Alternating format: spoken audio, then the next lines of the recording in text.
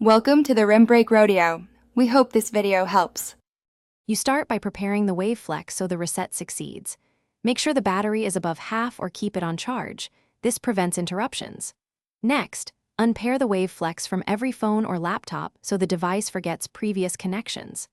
Once done, power the headset off and find the multifunction plus volume keys. You're about to use those to force a factory reset.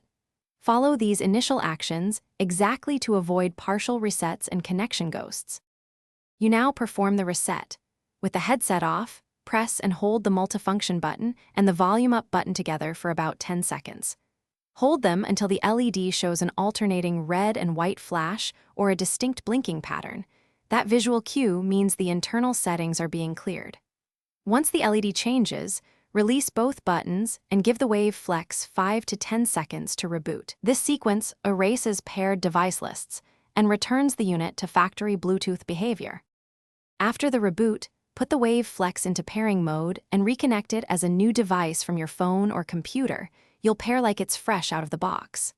If the headset won't appear, make sure your phone's Bluetooth is on, restart the phone, and clear the Bluetooth cache where possible, then try pairing again.